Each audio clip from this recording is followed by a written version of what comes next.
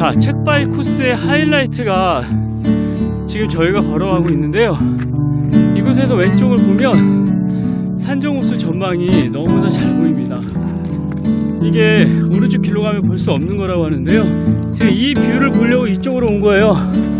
야, 산정호수가 이렇게 이뻤구나. 저 밑에서 보는 거랑 느낌이 확 다른데요? 친구가 쉬운 길 놔두고 어려운 길로 가자고 해서 왔는데요. 지금 제일 힘든 코스가 남아있는 것 같습니다. 정말 재밌는 길이 펼쳐졌습니다. 아주 재밌어 보이지 않나요? 친구를 죽이러 가겠습니다.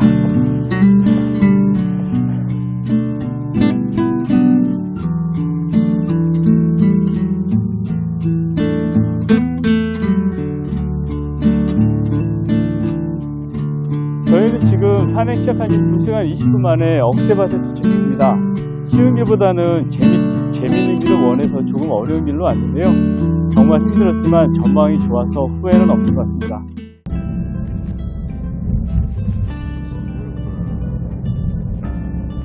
오전 10시 20분 저희는 상동 주차장에 도착했습니다. 명성산은 억새가 유명해 가을에 많은 사람들이 찾는 곳인데요.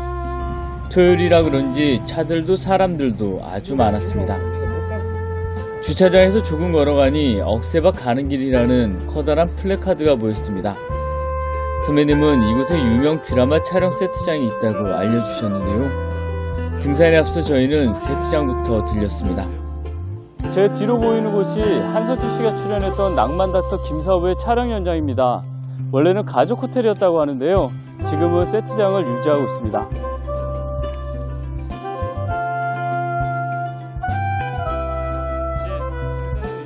가까운 등산로로 진입하려고 하자 식당 주인께서 막힌 길이라며 갈 수 없다고 말렸습니다. 야, 선배 지금 왜 빠꾸 당한 겁니까? 폐쇄됐대요, 폐쇄. 낭만닥터 김사부 구경하다가 우리는 그 뒤로 왔는데 요 등산로 입구는 폐쇄구역이라고 합니다. 그쪽에 있어요? 저희는 다시 주차장으로 돌아가 억새밭으로 가는 최단거리 등산로에 진입했는데요. 등산로 양옆으로 펜션과 음식점들이 많았습니다. 또 화장실도 하나 있었는데요. 이후 정상까지는 가는 길에 화장실이 없는 만큼 미리 주차장이나 이곳에서 해결하는 게 좋을 것 같습니다. 등산로로 올라가는데 구름에 가렸던 해가 모습을 드러냈습니다. 근처에 있던 닭이 우는 소리가 들렸는데요. 11시가 가까워지는데 우는 닭이라니 참 바보 같다는 생각이 들었습니다. 명성산 입구로 들어오자마자 멋진 계곡물이 보입니다. 물이 아주 깨끗해 보입니다.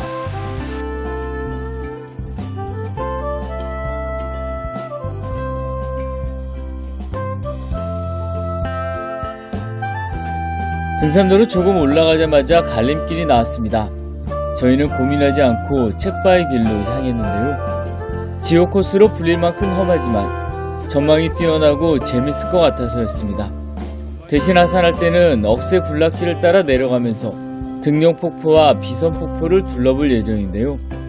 겨울답지 않은 따뜻한 날씨에 땀이 많이 났습니다. 선배 이 길이 조금 힘들기는 하는데 대신 이리로 가야지 산정호수가 멋진 전망이 보인대요. 힘들어. 저희는 지금 명성산에서 책바위 쪽으로 올라왔는데요.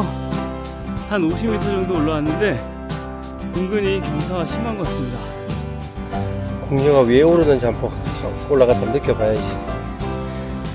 옛날 군대 생활 때 몇 번 오른 건 기억이 있는데 다시 한번 올라가 보고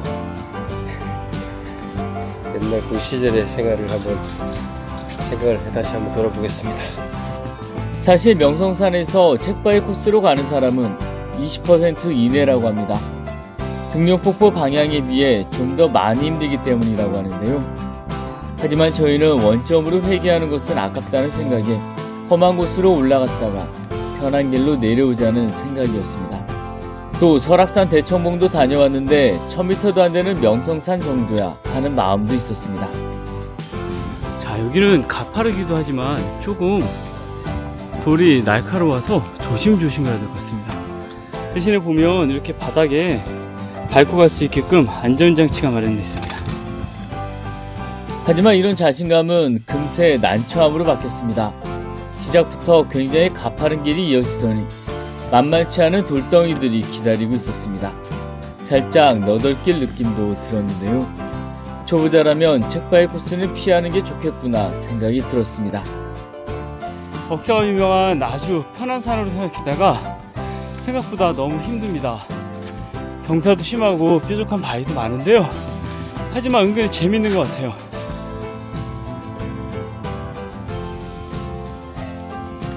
우리가 지금 힘든 길로 가서 쉬운 길로 내려오는 거거든요. 주차장에서 1.4km 정도를 올라왔는데 책바위 아래에 도착했습니다. 탁 트인 전망과 산정 호수가 너무 멋졌는데요. 이곳으로 올라오길 잘했다는 생각이 들었습니다. 자, 책바위 코스의 하이라이트가 지금 저희가 걸어가고 있는데요. 이곳에서 왼쪽을 보면 산정호수 전망이 너무나 잘 보입니다. 이게 오른쪽 길로 가면 볼 수 없는 거라고 하는데요. 제가 이 뷰를 보려고 이쪽으로 온 거예요. 야, 산정호수가 이렇게 이뻤구나. 또 밑에서 보는 거랑 느낌이 확 다른데요? 좋은데? 어릴 때 볼 때하고 지금하고 또 다른데? 뭐가 다르세요? 군 생활할 때하고 다르다. 그때는 어땠는데? 막막했지. 막막했어. 이런 풍경 볼 여력도 없고. 한참 올라가자 매우 긴 나무 계단이 나왔습니다. 계단이 없었다면 매우 힘들었을 것 같다는 생각이 들었는데요. 험준한 산의 위험한 길마다 계단을 설치해 주시는 분들께 고맙다는 생각이 들었습니다. 저는 지금 책바위 길로 올라가는 길에 나무 계단을 만났습니다. 계단을 올라가다 보니 지금 딱 보시는 것처럼 이거 완전히 사다리 같은 기분인데요. 조심히 올라가고 있습니다. 계단이 많아서 힘들기는 하지만 양 옆에 뷰가 정말 너무 좋은 것 같습니다. 와.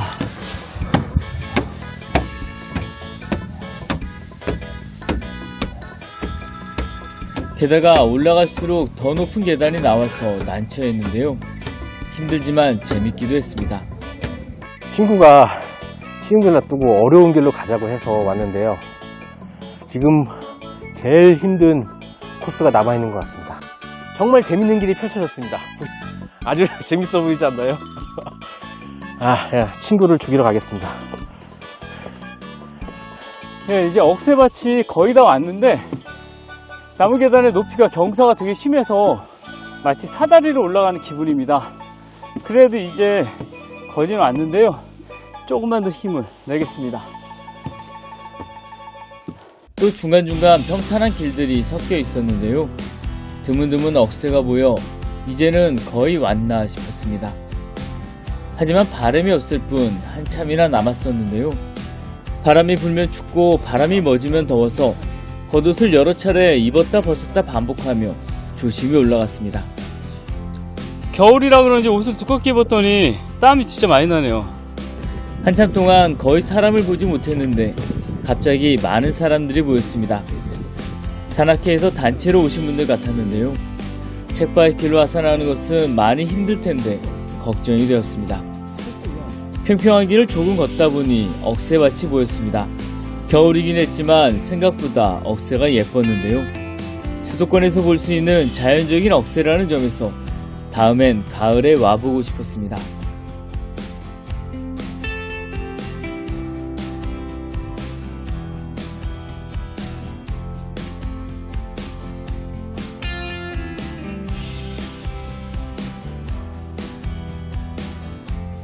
저희는 지금 산행 시작한 지 2시간 20분 만에 억새밭에 도착했습니다. 쉬운 길보다는 재밌는 길을 원해서 조금 어려운 길로 왔는데요. 정말 힘들었지만 전망이 좋아서 후회는 없는 것 같습니다. 여기가 포천의 정상석 명성산 포천 관할이고요. 이제 곧 억새밭을 지나서 철원 정상석으로 갈 겁니다. 여기가 공예왕이 왕건한테 박살나고 엉엉 울었다는 울음산이라고 합니다. 이제 철원으로 올라가겠습니다. 땡! 억새밭에서 정상까지는 능선을 따라가는 구간입니다. 2.8km 정도 된다고 하는데요. 경사가 심한 편은 아니었습니다. 다만 왕복하면 5.8km이기 때문에 정상까지 안 가고 이곳까지만 왔다 가는 분들도 많은데요. 선배님과 친구는 하산이 늦어질 것 같다며 그만 내려가자고 했습니다. 하지만 저는 하산길은 쉬운 길로 가기 때문에 빨리 내려갈 수 있을 거라고 정상으로 가자고 했는데요. 정상 부근은 철원 땅이라는 것에 호기심이 생긴 것도 큰 이유였습니다. 양옆에 억새를 끼고 계속 걸었습니다. 고리를 세운 왕건에게 쫓겨 이곳에서 생애를 마감했다는 궁예가 떠올랐습니다. 다만 오늘 우리의 일정에는 궁예 능선을 따라 궁예봉에 올라가는 철원 지역 산행은 빠졌는데요. 명성산이 상당히 큰 산이라 제대로 보려면 여러 번 와야겠다는 생각이 들었습니다. 와, 여기서 보는 뷰도 장난 아니다. 한참 걸어가다가 질퍽거리는 구간이 나왔습니다. 스틱을 쓰기도 애매하고 참 걱정스러웠는데요. 여기까지 와서 정상을 안 갈 수도 없고 가자니 하산이 두려워지는 아찔한 상황. 저희는 힘든 몸을 이끌고 조심조심 정상으로 향했습니다. 저는 드디어 명성산 정상에 올라왔습니다. 생각보다 험한 곳이 많아서 많이 힘들었는데요. 또 코스가 길어서 예상보다 시간이 많이 걸렸습니다. 하지만 탁 트인 전망이 너무 멋있는 것 같은데요. 궁예가 이곳에서 최후를 맞이했다는 것도 많은 생각을 들게 합니다. 이제 조심히 내려가고 있습니다. 하산길은 쉽지 않았습니다. 올라온 시간을 생각하면 해가 진 후에 내려갈 것처럼 느꼈는데요. 저희는 올 때와 달리 대화도 거의 없이 조금 빠르게 움직였습니다. 하산길에 속력을 내느냐고 조금 빨리빨리 걸었더니 땀이 범벅인데요. 명성산이 보니까 질퍽거리는 곳도 많고 돌뿌리도 많고 이게 특히 그 억새밭 지난 다음에 정상까지 가는 구간이 되게 험한 것 같은데요. 이게 재미있는 것보다 조금 피하고 싶은 그런 구간인 것 같습니다.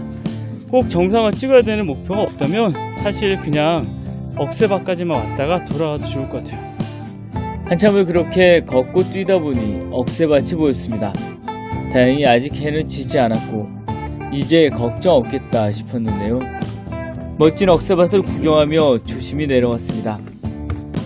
하산길에 너무 더워서 잠바를 또 벗었습니다. 억새밭이 너무 멋있는 것 같은데요. 가을이었으면 정말 최고였을 것 같아요. 그런데 아까 정상 가는 길에 있었던 그 편지 얘기, 빨간 우체통이 여기 있습니다. 앞에 1년 후 나에게 쓰는 편지 어디 있나 했더니 여기 있었고요. 자, 옆에 보시면 편지 쓸 수 있게 테이블도 있어요.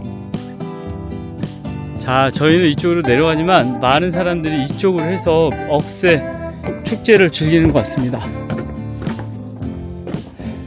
그런데 억새밭을 나가면서 보니 이곳에서 주차장까지의 거리가 3.5km에 달했습니다. 사실 저는 이곳에서부터 주차장까지가 가깝다고 생각한 것인데요.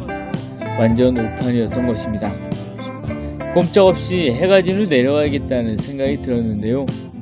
선배님께 친구에게 미안한 마음이 들었습니다. 쉬운 길로만 생각했는데 막상 걸어보니 쉽다고 할 만한 길은 아니었습니다. 뾰족한 돌은 아니지만 돌멩이 길이 계속 이어진 것인데요. 어두워지면 이곳이 지옥으로 변할 수도 있겠다 생각했습니다. 지난번 설악산에 이어 지금 명성산에서도 해가 떨어지고 있습니다. 최대한 조심해서 넘어지지 않도록 그러면서도 좀 서둘러서 내려가 보겠습니다. 하산길이 드디어 폭포가 나왔습니다. 힘차게 떨어지는 물줄기가 정말 강렬한데요. 물 색깔이 옥 비친 것도 참 예쁩니다. 아, 예쁘다. 여기 2단 폭포예요. 2단 폭포 선생님. 2단 폭포 여기 하나 더 있잖아요. 6시 넘어서 내려왔습니다. 보시는 것같이 강하죠. 한 반도 안 내려왔는데 회가 됐습니다. 1시간 넘게 해진 상태에서 지금 내려와가지고 살기 위해서 내려왔습니다. 생활할 때 올라가 본 기억으로 왔더니 역시 나이가 세월이 무시 못하네.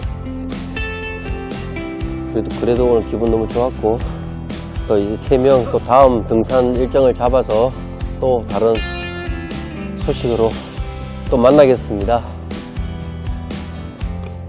사실 그 책바위 쪽으로 갔던 건 아주 재밌고 좋았던 것 같은데요.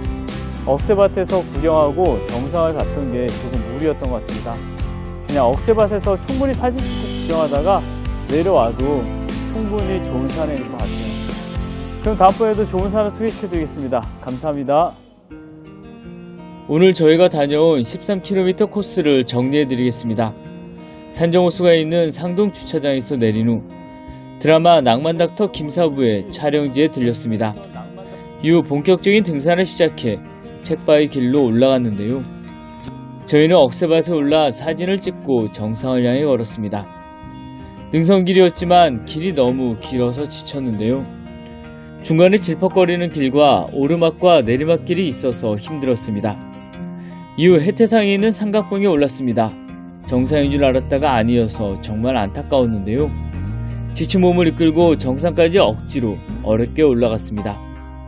이후 억새밭으로 원점 회귀했고 계곡길을 통해 하산했습니다. 다만 너무 늦게 하산을 시작해서 어두워진 다음에 1시간 이상을 걸었는데요. 명소로 꼽히는 등용폭포는 제대로 보지도 못했습니다. 아무래도 나중에 가을에 한번 더 와야 할 것 같은데요. 억새밭에서 주차장까지 거리가 3.5km에 달한다는 점을 꼭 기억하시고 등산 일정을 꼼꼼하게 짜실 것을 추천드립니다. 그럼 다음번에도 좋은 산을 소개시켜드리겠습니다. 감사합니다. 억새밭이 너무 멋있는 것 같은데요. 가을이었으면 정말 최고였을 것 같아요.